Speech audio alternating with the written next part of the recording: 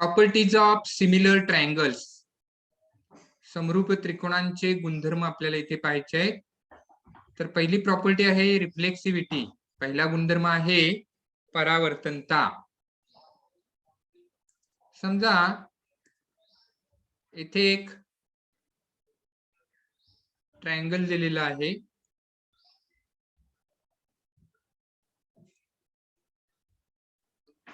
तर हाच ट्रायंगल विचारात घेतला, आणखी एकदा विचारात घेतला तर तो ट्रायंगल त्याच्याशीच सिमिलर असेल. तर every triangle is similar to itself. म्हणजेच प्रत्येक त्रिकोण हा स्वतःशीच समरूप असतो, हे लक्षात घ्या. तर आता इथे डायग्राम न काढता आपण इथे साइन मध्ये लिहिणार आहोत. जी पहिली प्रॉपर्टी आहे तर ती पहा,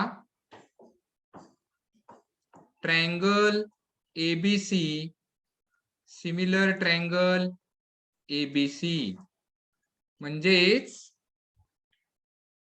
every triangle is similar to itself. प्रत्येक त्रिकोण हा स्वतःशीच समरूप असतो. आणि which property is known as reflexivity. तर या गुणधर्मालाच परावर्तनता असे म्हणतात. नेक्स्ट आहे सेकंड, सिमेट्री. सिमेट्री सममितता.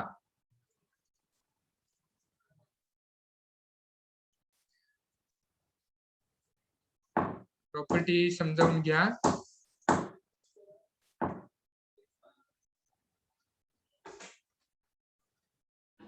हा, if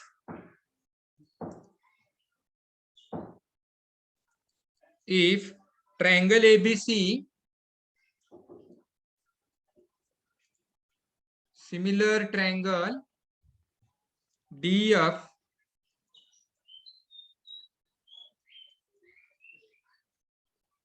then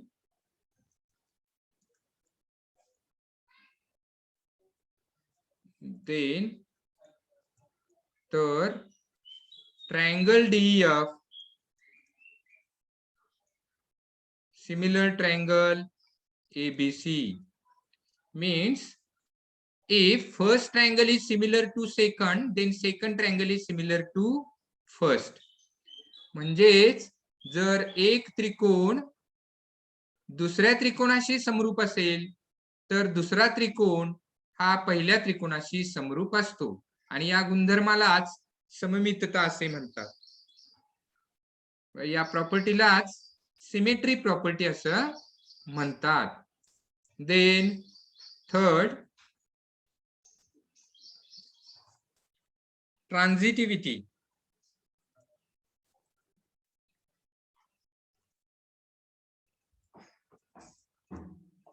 transitivity means संक्रामकता.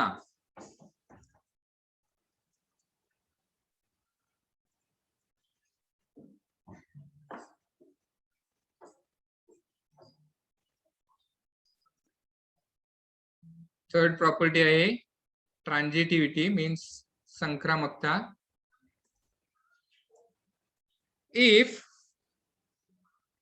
Triangle ABC, if जर triangle ABC similar triangle DF,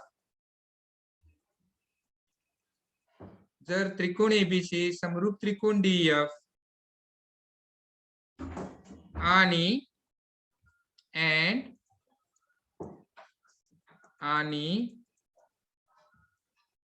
त्रिकोण डीएफ समरूप त्रिकोण जीएचआय,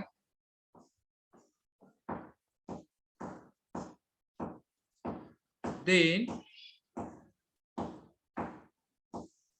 तर त्रिकोण एबीसी समरूप त्रिकोण जीएचआय.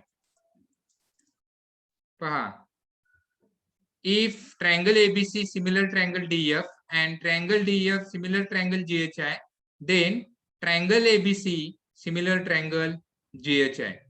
Means if first triangle is similar to second and second triangle is similar to third, then first triangle is similar to third triangle.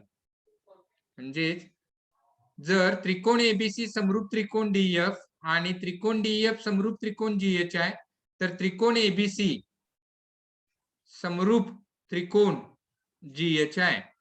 म्हणजे जर एक त्रिकोण दुसऱ्याशी आणि दुसरा त्रिकोण तिसऱ्याशी समरूप असेल तर पहिला त्रिकोण हा तिसऱ्याशी समरूप असतो आणि या गुणधर्मालाच संक्रामकता गुणधर्म असे म्हणतात.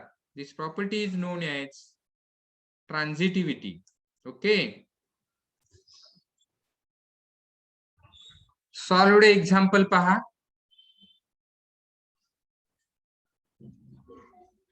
हा, त्याच्यामधलं first example,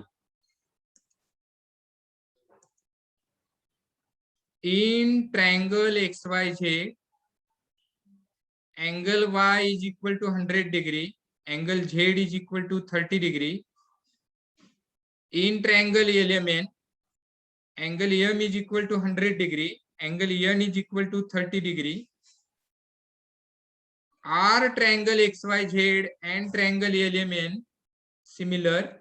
If yes, by which test?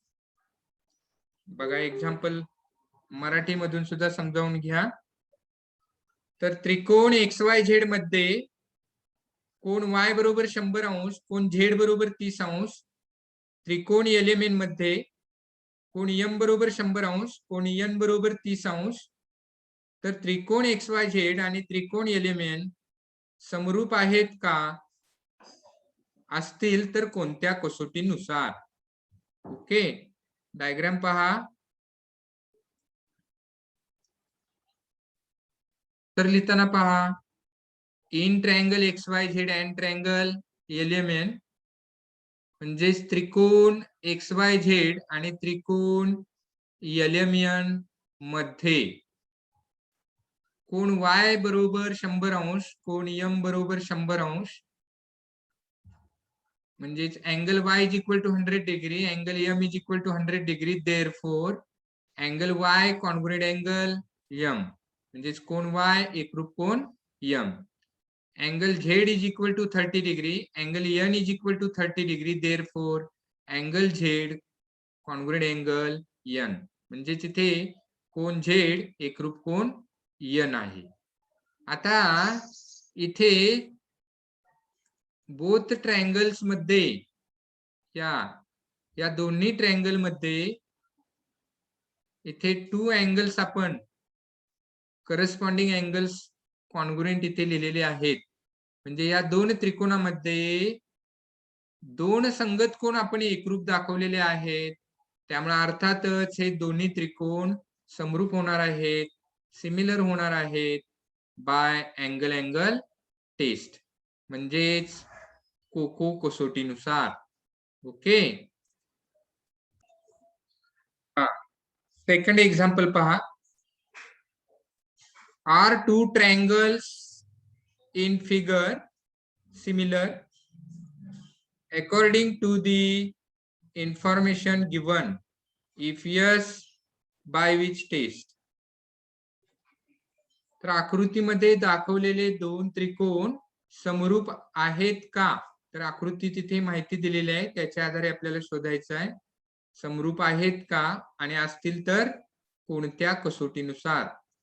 तर असा प्रश्न आहे. हा, तर इथे आपल्याला किमती दिलेल्या आहेत. तर त्या पहा, इथे PM रेषाखंड PM ची लांबी दिलेली आहे 6 एकक इतकी, MN ची 10 एकक इतकी दिलेली आहे. इथे VU किंवा UV ची 3 दिलेली आहे आणि इथे VW ची 5 दिलेली आहे, 5 दिलेली आहे.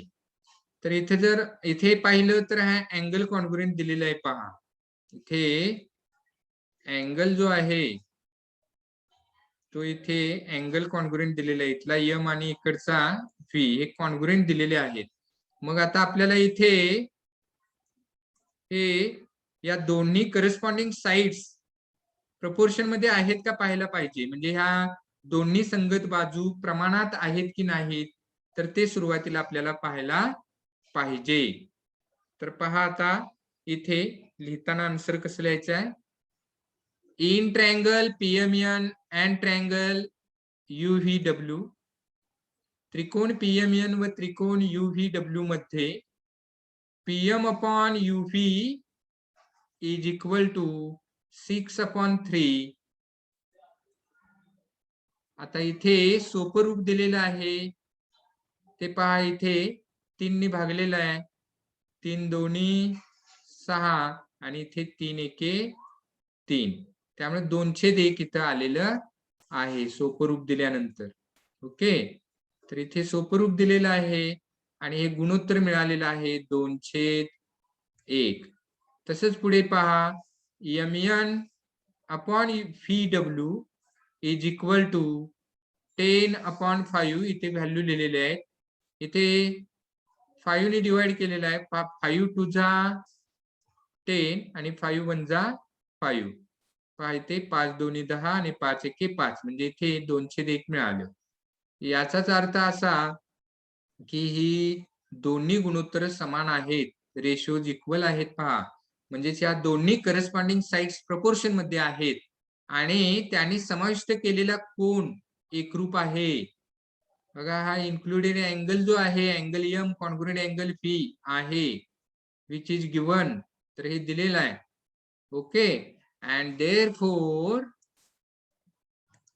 Triangle PMN similar triangle UVW. आणि इथे रिजन लिहायचं आहे side angle, side test of similarity, म्हणजेच समरूपतेची बाकोबा कसोटी. समरूपतेची बाकोबा कसोटी. तर हे उत्तर लिहिताना आपल्याला अशा पद्धतीने लिहायचं आहे. तर इथे लक्षात आलं पाहिजे, इथे ही बाजू पहा, इथे जी बाजू आहे ती ही बाजू या बाजूशी प्रमाणात आहे की नाही पाहायचं आहे. म्हणजे इथला हा रेशो घ्यायचा आहे. ओके, हा रेशो घ्यायचा आहे.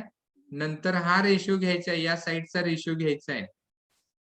हे दोन्ही रेशो इक्वल आले तर ह्या करस्पॉन्डिंग 2 साइड्स आहेत, तर त्या इक्वल आहेत असं आपल्याला म्हणता येतील. म्हणजेच साइडचा रेशो इक्वल आहे, म्हणजेच त्या प्रपोर्शन मध्ये आहेत, म्हणजे त्या दोन संगत बाजूंचं गुणोत्तर समान आहे. ओके, तर हे अगोदर शोधावं लागेल आणि त्यांनी समाविष्ट केलेला कोन एकरूप आहे हे सांगावं लागेल. ओके, आणि मग इथे आपल्याला उत्तर लिहायचं. थर्ड एक्झाम्पल पहा. Third example, can we say that the two triangles in figure similar according to information given? If yes, by which test? म्हणजे इथे आकृतीमध्ये दिलेले जे त्रिकोण आहेत त्यांची माहिती दिलेली आहे आणि ते त्रिकोण त्या दिलेल्या माहितीनुसार समरूप आहेत की नाहीत, तर ते आपल्याला इथे ओळखायचं आहे आणि कोणत्या कसोटीनुसार. त्याचं उत्तर लिहित असताना आपल्याला दिलेल्या माहितीचा विचार करावा लागेल आणि इथे माहिती दिलेली असताना कशी माहिती दिलेली आहे पहा. तर इथे XY ची लांबी दिलेली आहे, इकडे MN ची लांबी दिलेली आहे, इकडे YZ आणि NP. तर या बाजू प्रमाणात आहेत का पाहाव्या लागतील आणि प्रमाणात असतील तर त्यांनी समाविष्ट केलेला कोन पाहावा लागेल. हा कोन इथे नाही आहे पहा. इथला जो हा अँगल आहे, हा अँगल कॉन्ग्रुएंट असणं गरजेचं होतं, पण वेगळाच अँगल दिलेला आहे कॉन्ग्रुएंट, त्यामुळे ही टेस्ट होणार नाही. या टेस्ट नुसार टेस्ट मध्ये तो बसत नाही आणि त्याच्यामुळं कसोटी लागू होत नसल्यामुळं ते त्रिकोण एकरूप समरूप नाहीत. हे दोन्ही ट्रायंगल सिमिलर नाहीत. तर आन्सर लिहिताना आपण कसं लिहायचं आहे हे पहा, समजून घ्या. Triangle XYZ and triangle MNP, त्रिकोण XYZ आणि त्रिकोण MNP मध्ये सुरुवातीला रेशो पहा, XY upon MN is equal to value ठेवल्या 14/21 आणि इथे सिम्प्लिफाय केलं 7 ने, 7 2 जा 14, 7 3 जा 21, 2/3 मिळालेला आहे. Similarly YZ upon NP 20/30, 0 0 cancel झाले म्हणजे 10 ने डिवाइड केलं तर 2/3 मिळाले. पहा इथे YZ छेद NP 20/30, 10 ने भागलं दोन्ही ठिकाणी, 10 2 20, 10 त्रिक 30, 2/3 मिळालं. म्हणजेच हे बोथ रेशो इक्वल आले, दोन्ही गुणोत्तर समान आले. हे बरोबर आहे. It is given that angle Z congruent angle P, आणखीन इकडे आपल्याला हा अँगल इथे कॉन्ग्रुएंट दिलेला आहे, angle Z and angle P. But angle Z and angle P are not included angles by sides which are in proportion. तर इथे आपल्याला ज्या संगत बाजू प्रमाणात आहेत तर त्यांनी समाविष्ट केलेला कोण इथे एकरूप दिलेला नाही, हे महत्वाचं लक्षात घ्या इथे. अँड देअरफॉर आपल्याला इथे आन्सर लिहिताना लक्षात आलं पाहिजे, therefore triangle XYZ and triangle MNP cannot be similar. तर ते सिमिलर नाहीत, हे लक्षात घ्या. आणि म्हणून त्रिकोण XYZ आणि त्रिकोण MNP हे समरूप नाहीत.